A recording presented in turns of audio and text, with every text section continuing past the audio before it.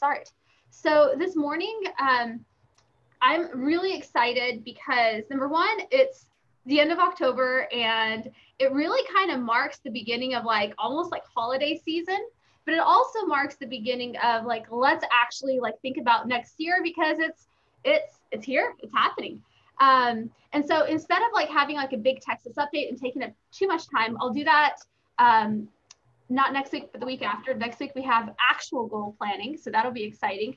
But today we have Jenn, and I'm really excited to, most of you guys know Jenn, but if you don't, then this is your opportunity to get to know Jenn. And if you didn't know parts of Jenn's story, you'll get to know them today. And I think some of the key things when I was talking to Jenn that I loved was the obstacles that she overcame, how she built habits into her life that are moving her forward, and like the clear vision that she has for herself. And I think we can all take things away from that. So Jenn, kind of introduce yourself and tell us like where you're from, where do you sell real estate? Like just give me kind of a little bit of a background. Start wherever you want and we'll go from there. Yeah. Sure. Perfect. I was born and raised in Midland, Texas. So I'm originally from the West Texas area. I moved to Dallas about 16 years ago in 2000, the end of 2003, 2004 year. I've been here ever since. I was born from two teenage parents. I'm Hispanic, so I come from kind of the Hispanic culture, grew up raised by a lot of women, Catholic, strong Mexican women that, they raise their kids fear-based, so if you're not aware of the chancla or the cucuy, you don't know about this life yet. You don't know about fear yet. So everything was, don't do that because the cucuy is going to get you. Somebody's going to get you. Someone's going to snatch you. So I feel like that's probably where maybe some of my depression started. I was held to just stay inside, live in a bubble kind of family. My dad was, he received a full ride scholarship for baseball. So he got drafted his senior year of college and played 16 years played professionally, Major League Baseball for 16 years. He started his first 9 years in the league with the Yankees. And my parents were high school sweethearts. My dad was a typical athlete. They didn't make it. So I grew up in divorce household, living with two different sets of families, two different lifestyles, budgets, finances, and even religious beliefs. It allowed me to be a very well-rounded person in the midst. I say that now, I just turned 39, so I can look back at my life and appreciate it for what it is. But in the moment, you feel like you're being whipped around and just being punched and bruised along the way. You don't know where you fit in. My mom remarried and had children. My dad married, had their children, and just feeling this, like, where do I belong? Who am I? Being Hispanic, I was a cheerleader. I cheered competitively. So being Hispanic and into the cheer world, I didn't fit in. I got a big booty, I got big hips, I'm darker than everyone else. Everything was, I wasn't Mexican enough for the Mexican people. I wasn't white enough for the white people. So learning how to navigate in that gray area was very difficult for me. A lot of guys that I thought liked me only liked me because they wanted to get to know who my dad was. They wanted autographs. They wanted, free tickets to games. So it was having to learn about people's intentions and learn to study behaviors and patterns. My mom raised me as a single mom. So again, she's very Hispanic, fear-based. Everything was the cucuy, the chancla, you're grounded, you're going to go to hell or you get pregnant kind of situation. So my goals in life were to prove my mom wrong. Like, I'm not going to get pregnant. I will graduate. My dad was a professional athlete, so I had a lot of pressure. You know, I needed to feel like I had to be the best. I think a lot of the stress and pressure made me sick. So I was the sick kid growing up. I was in the hospital all the time. I've had 15 surgeries. I was diagnosed with endometriosis when I was 11 years old, and I had ovarian cysts. I swear, if you've ever read the Bible and know about the woman with the issue of blood, I swear that was me forever. And so my hormones fluctuating, constantly being put on birth control pills and steroids and all this stuff to manage everything, it jacked me up. You know, doctors are not quick to let you know, or parents know, how medication for so long over periods of time can really mess with you, and your growth and all of that. So I dealt with that growing up, but I still cheered. I was still tumbling, still stayed active. I did it for the wrong reasons. And this is what I want everyone to really understand and grasp in this. While you can push past the suck in your situations, the reason why you're doing it matters most. Because for me, my why was to prove my parents wrong. And if you're doing it to prove anyone other than yourself, it's toxic, because people are faulty. We are sinners. We fall short. We will fail you. We will disappoint you. And it's in that process that you have to learn coping mechanisms, healthy ones, at that. And so kind of what this looks like today, and going into your success and business planning, is keeping those in mind, keeping those little things in mind. Shit happens, but it's how you handle it, how you cope in the moment, and what your true why is. So moving on, I went to college. I cheered in college. Had a scholarship, $750. It paid for my books, but it was something. I felt like I was coming from a place of contribution to my family. Like, you don't have to pay for everything. I got it.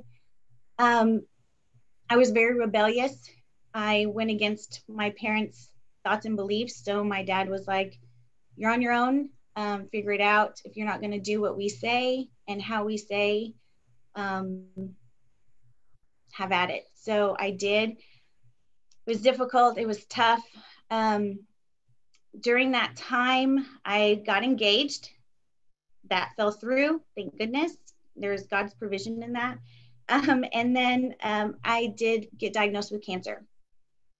It was a rough time. I was here in Dallas by myself. I didn't have family. My dad still wasn't really talking to me much.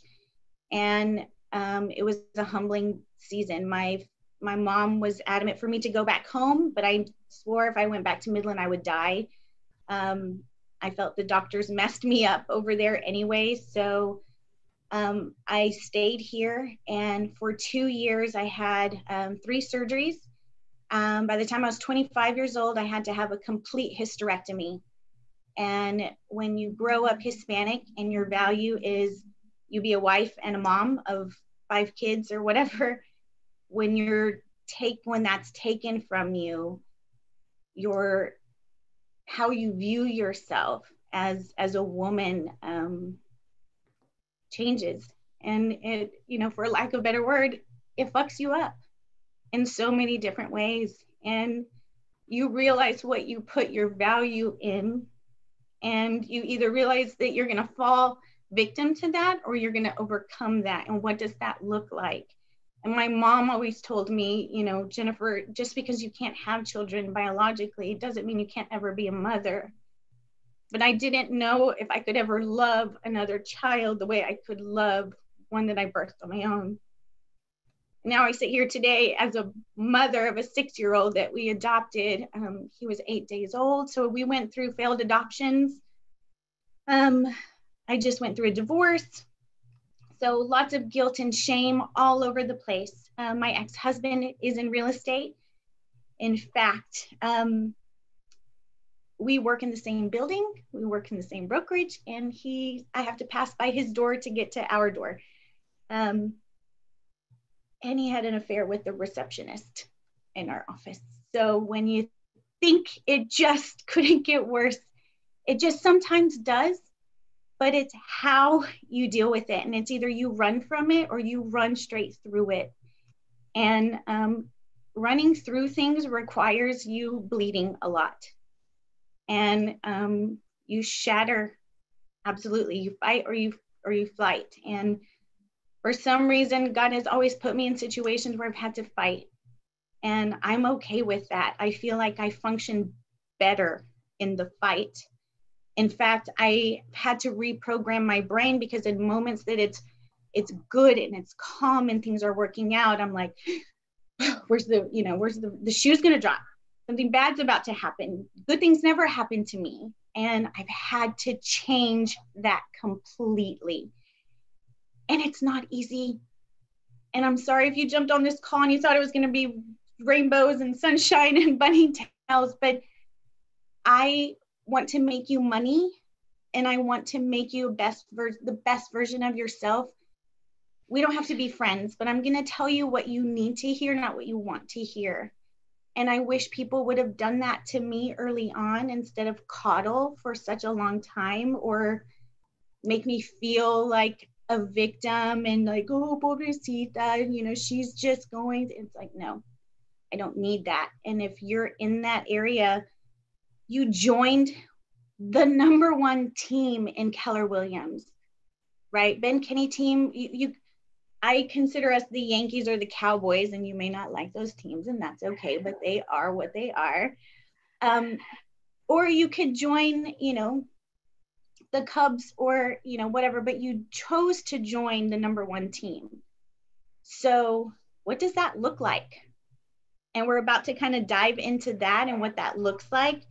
Again, I said my ex-husband is in real estate. So my real estate background is I saw him fail miserably. I saw nothing that was taught. And I now learning what we've learned, and the wise words from Ben to Adelina to Sarissa, I'm like, I go back and forth, and I have an inner conflict where I'm like, man, if he knew this, if he would have applied this, could we still been married? And the answer to that is absolutely not. But nonetheless, I know that there is, in this simplicity, there is gold in this. And we'll talk about like budgeting and why it's so important to know your finances. But when you know your numbers, on the numbers that you want to hit, or when you know your budget, when you know your finances, it's easy to plug in your numbers so you can find out what your goals are, what your appointments are, kind of what your daily lead gen needs to look like. On Mondays and Tuesdays, I know I'm balls to the wall, I can go. On Wednesdays and Thursdays, I'm not worth beans. So I have to incorporate that. Chris Suarez said on a call one time, I choose to live an integrated life. And that was huge for me. I was like, what does that even mean? And he's like, we're self-employed. We're not W-2 employees. So we don't have the weekends off. So if you need a, Tuesday, Wednesday off to do absolutely nothing, go get your nails done, go get the oil change, get your inspection, get your driver's license picture remade, whatever, those little dumb things that you have to do, get it done. It's fine. Because all in all, what that ends up happening is it causes backup and blockage and this anxiety. And then what are we taught in this world? Take a pill for it and it'll go away. It doesn't. The only thing that makes that anxiety go away is if you tackle those priority lists, those nagging little things to do. How do I do that? You better time block. Put it in there. You may not stick to it initially. Actually, you won't. I tried it for a year and I'm still fine tuning and tweaking, and it's okay. Just don't give up. If you stop for 2 or 3 days, that's okay. Go back and do it again. Don't wait until Monday. Don't wait until the first of the month or the beginning of an odd year, or whatever kind of nonsense BS you tell yourself, Every day you have new mercies. Every day you have the ability to be a better version of yourself than you were the day before. Do you want me to do the screenshot of what you have? That would be great. All right. So I'd love to talk about, like, what does it actually look like for you? Like, you've got, you have, in my opinion, have really been influential in mastering your perfect day and vision for yourself. Start what that actually looks like. Give us like a 5-minute like synopsis. I'm going to screen share what you sent me so that everybody can follow along. Yeah. Okay. So it actually started off as a binder. Like I put it on this sheet for you guys so you have some sort of point of reference for it. But it kind of starts off tab 1. And, you know, you don't have to be real snazzy and scientific about it. It's like, what do I say to myself? What are you telling yourself every day? If I drop the ball on something, I'm like, oh my God, you're such an idiot or dumbass or whatever. The things I say to myself and the things you say to yourself matter. Sarissa said this one time in a power up, like your cells eavesdrop. And I know she are indeed that from somewhere, but your cells eavesdrop on your thoughts. So what you say matters. So I start off with my affirmations, my I am statements. I am what? For me, confidence, being bold and brave is very foreign to me. In fact, right now I'm shaking. I'm nervous. I didn't graduate college because I was 1 credit shy. And guess what freaking course it was in? Public speaking, speech communication. So I need a standing ovation at the end of this just to make it feel like it was worth it, okay? So, but yeah, start with your I am statements. You know, I am bold, I am brave, I am confident. Even when you don't feel like it, tell yourself that because you're going to work towards it. Your business affirmations. Who are you? I am, at the moment, I am not a listing machine, but that is my goal. And so I'm just going to say that, you know, this is the part of the fake it till you make it. This is where that applies. Does that make sense? You know, it's not, oh, fake, I got millions of dollars and I got Gucci this, blah, blah, blah. This is what you fake until you make. So let's just make that clear. Kind of go over the words that you want to describe yourself. I am newly licensed. I don't think we've mentioned that. So I just passed my test August 16th of last year. So in Bold, I joined Bold right away. It was the best decision I could have ever made.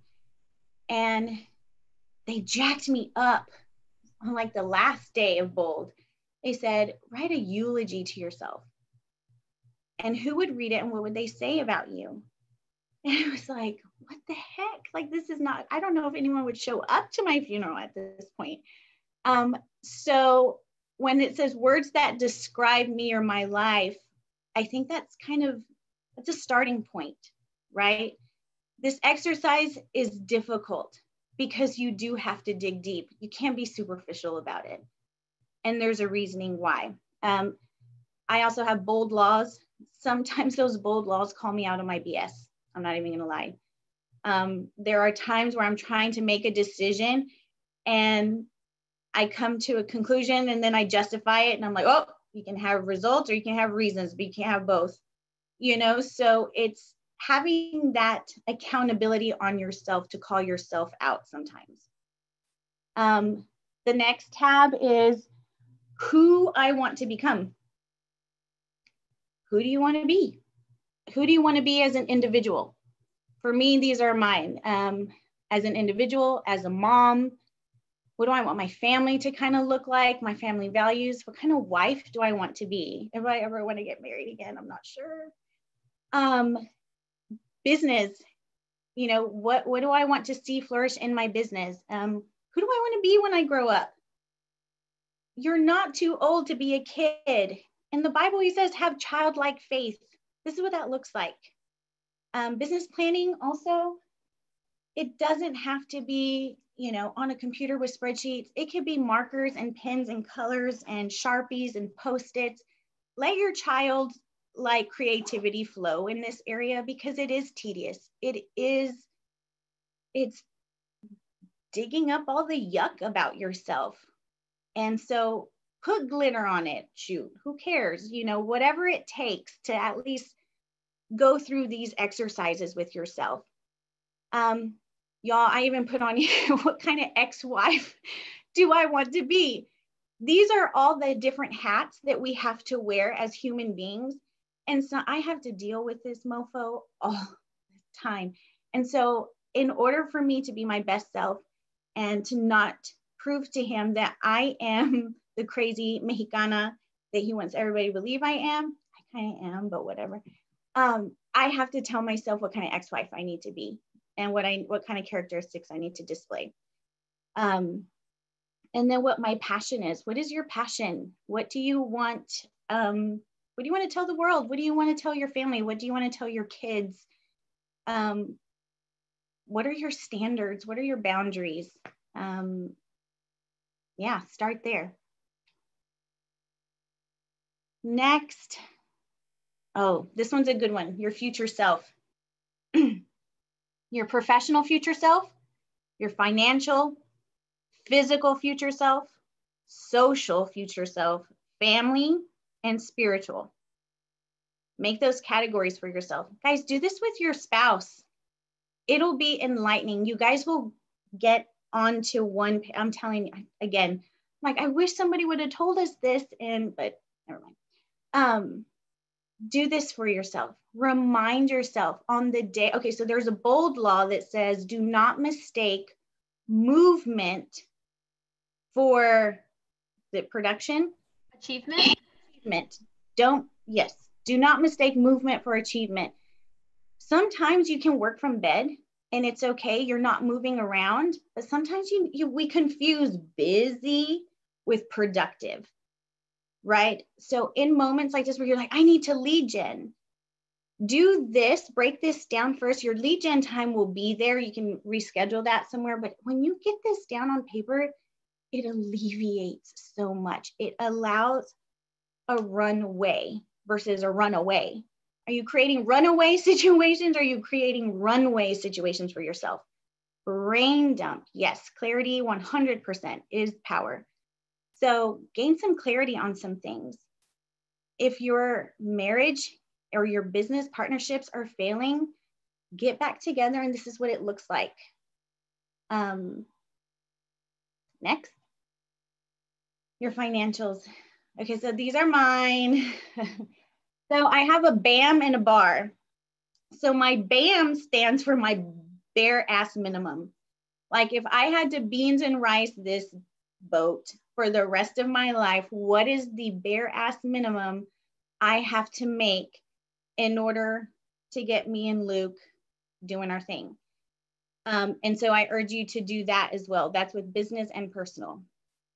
Number 2 is your bar, B-A-R. That's your bomb ass return. When you're balling until you're falling, until you're dripping, what does that look like? But don't go crazy. None of this says Gucci, Prada, none of that says Bentley, Maserati, none of that. Those are the things that you need to get first. This is not my advice. It's not only Ben's advice. If you did Win, Make, Give, you know that having a Roth IRA, your taxes for your money market account, all of that stuff needs to be done.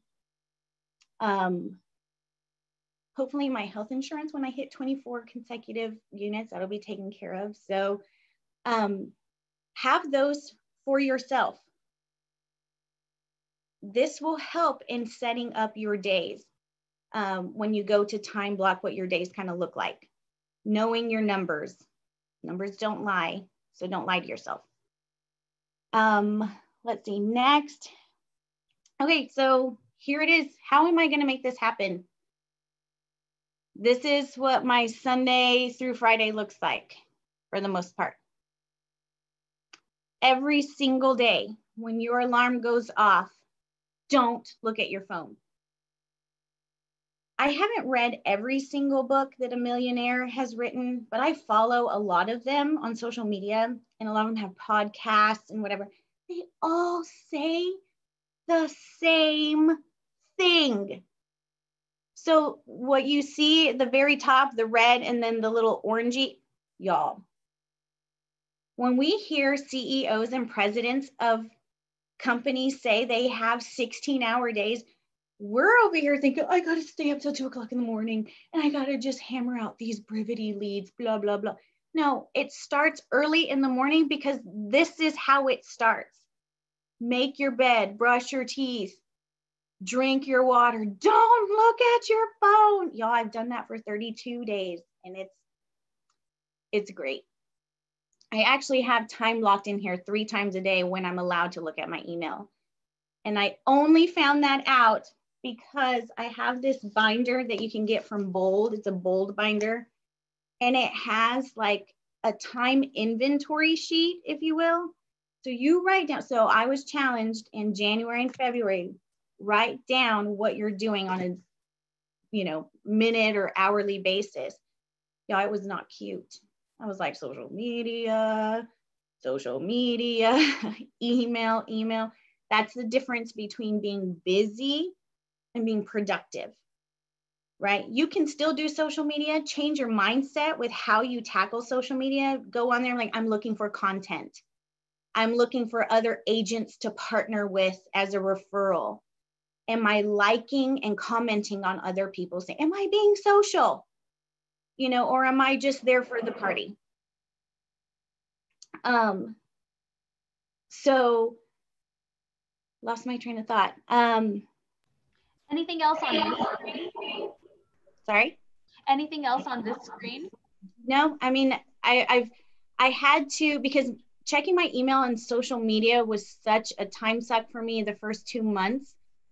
I realized I needed to get that under control. So I needed to time block it, give myself an allowed time to do it. So sometimes you act like a little crackhead and you're like, you're about, some of you I've seen you in traffic or at a red light, or you're waiting to exit the stinking office and I'm behind you and I'm like, what are you doing? Get off your butt, because you're looking through freaking Facebook. I know it. And so it's like, if you give yourself time to do it, you can stay focused a little bit more. No, it's coming. You got to earn it. Right? Treat yourself with your social media. If that's where you kind of brain dump and just kind of flip on and off to la la land, fine, earn it. We teach our kids to earn an allowance to do chores. Do that to yourself. Hold on one second. So I like, because it's getting close to the 9 o'clock hour, anybody who needs to get off, you can certainly get off. One conversation I do want to get into, Jen, is so your results, 16 units, right? Yep. Right. So this is 16 units in your first year so far. Mm-hmm. And I have loved the conversation that you and I had around an assistant. Yes. And when you first said that to me, I'm going to be really like, Sharon was sitting in the room with me, and I think I probably just stopped and I was like, oh my God, we are not talking about an assistant at 16 units. Like, I do no. That is not our model, right? And then I'm so glad we dug deep into it, because it is assistant, but it's very different. Give me your thoughts on all of that. So okay. I'm going to go ahead and pull up this side of it. And what I skipped was what to watch, what to listen, manifestation, and quotes. You guys will all get a copy of this, but I want to get down to the assistant part. So if this interests you, stay on the line. If it doesn't, you can get offline and it's all good. But I wanted to make sure we got into this conversation for the next 5-7 minutes. Yep. So I saw Sarissa, Elizabeth, and Daniel all hire assistants. And I might have a little bit FOMO. Just a little bit. But I saw how it just, they kept saying, I wish I would have done this sooner. I wish this would have alleviated so much. I wish I should have done it better. And it was or sooner. And it was like, okay, why? If they wish that, then those who are successful and have come before me, I don't have to reinvent the wheel. Do I take what they say and let it go in one ear and out the other? Or do I implement a plan to where I need to do that? Well, then the conversation came up, and according to the Ben Kinney model, It was like, you have to have so many units, close so many units a year. And I'm like, okay, that's their model. But I'm newly divorced. I didn't have a job. I was a stay-at-home mom. I worked for my ex-husband, but I didn't get paid. So I had no money. So it's freaking crazy. God has just worked some insane miracles for me this year. And so I came up with this make-believe. I'm like, okay, if I were to hire Rosie from the Jetsons, that's my dream person, what is she going to do? And I'm just going, as I tackle real estate and every facet of the stages that I have to go through, whatever does not bring me joy, whatever I do not like, I'm putting it on her list. That's hers to deal with. And so because the last thing I wanted to do was have the stress of hiring someone and then have the stress of figuring out what to train them on what to do. So it was like, if the goal is to get an assistant, hire an assistant, I have to kind of just start feeding crumbs onto this plate until it actually makes a meal. And by the time it makes a meal, I'm already anxiety, kind of stressed. And this is the perfect time where she can come in. I don't have to lose my mind. I don't have to take medication for that. I can sleep. I can function. I pay her $10 an hour. She works 13 hours a week for me. And that right there is what she does. Also, this is such a huge tip. And actually, I'm very grateful for my ex-husband for teaching me this. He said, when you're creating CMAs, or if you're creating a new lead in Brivity or setting up a listing report or market report, Zoom it and record it and create a folder with all of these videos, how-to videos already. So when your assistant comes in, you're like, I need you to do this. Here's the videos on how. Be resourceful, figure it out. And if they can't, 86 them. If they can't do step-by-step in what you've taught them and you have a video, I don't know what to tell you. So I had to work with what I had.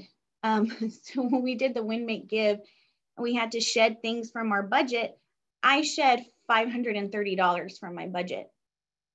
So it was like, well, what do we do with that? Do we put it in the Roth IRA? Do we spend it? Do we have more margaritas on Tuesdays for happy hour? What does that look like? And it's like, if I do not want to take more anxiety medication, antidepressants, if I want to sleep, I need to hire an assistant. And it's been the best $530 for the last 2 months of my life so far.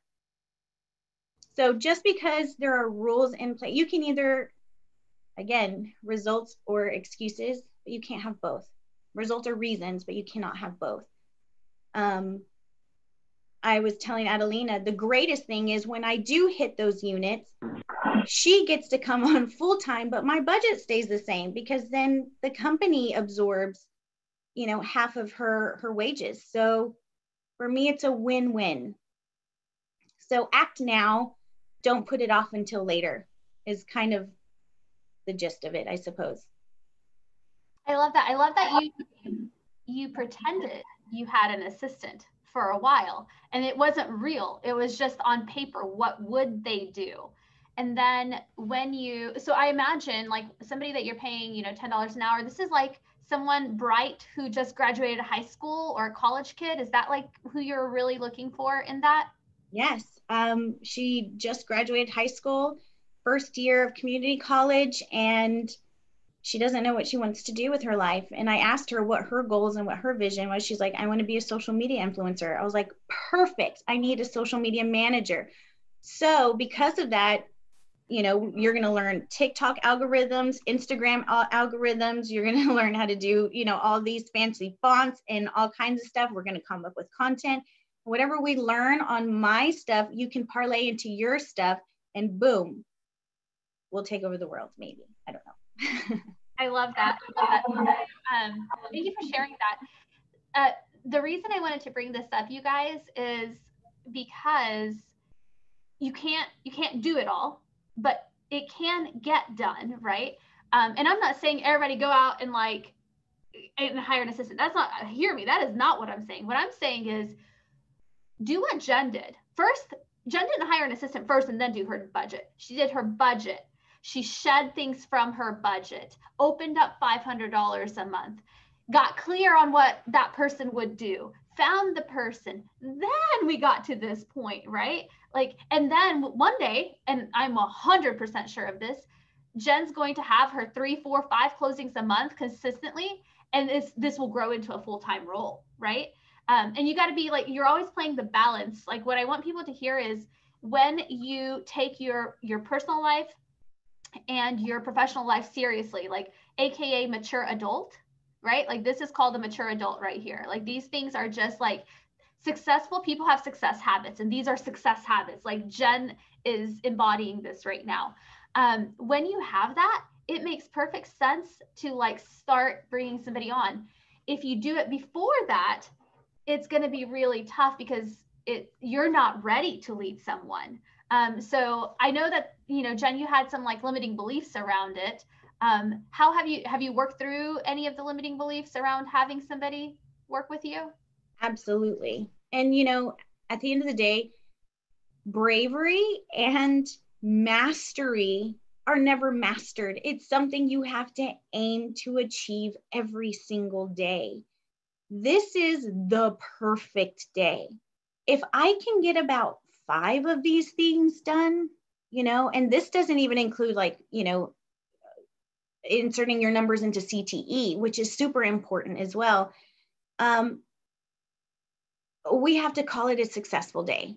This is a lot of work. Again, when we talk about CEOs that say they work 12 to 14, 16 hours a day, they're including the wake up, drink your water, don't look at your phone, you know, but they're doing like those freaking crazy, insane sitz baths where they're cold water and then hot sauna and all kinds of crazy nonsense. We're not there yet. We're going to get there because we're the Yankees, right?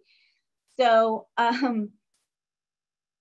the limiting beliefs are everywhere, every second of every day, but it's what you arm yourself with the knowledge, with truth, with who you are, with your vision, with your goals. Then whoever comes your way to try to talk you out of your purpose and your path, you can give them the middle finger and just be like, I'm sorry, you don't see what I see. And that's okay. It's okay. I would treat me that way too, but you don't know what I got going on. And it's okay.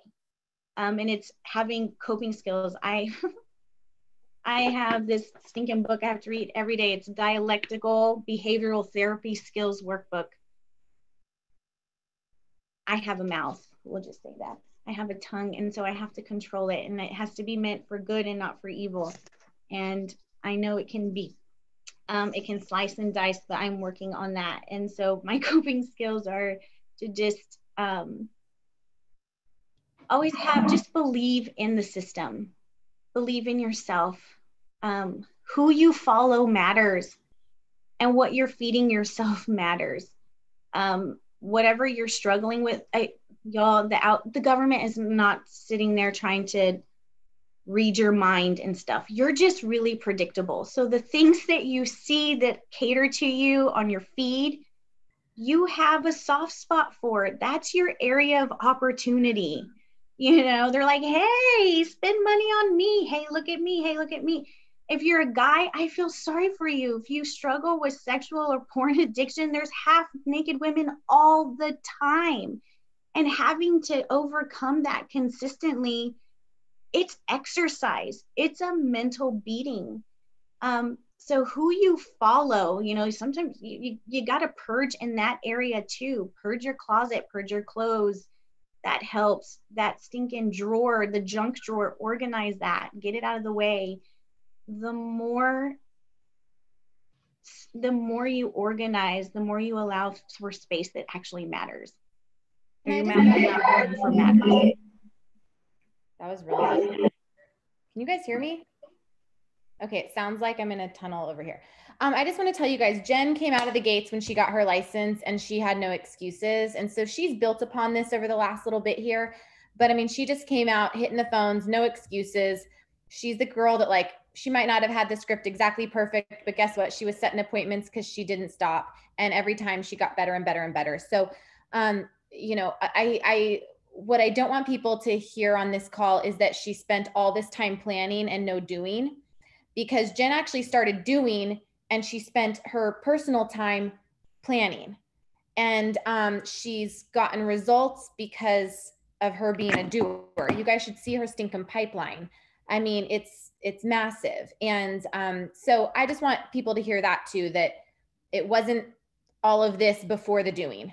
And I'm very proud of her and just all the things that she continues to overcome and inspiration. And she's a good friend to everybody in the office and just a very good example. And she's shooting still for Rookie of the Year at our Dallas Preston Road office. So if you guys can all help just shoot good thoughts and prayers towards her for that, and a fabulous fourth quarter. So I love that. Jenn, you deserve a standing ovation for sure. Thank you so much for sharing your story.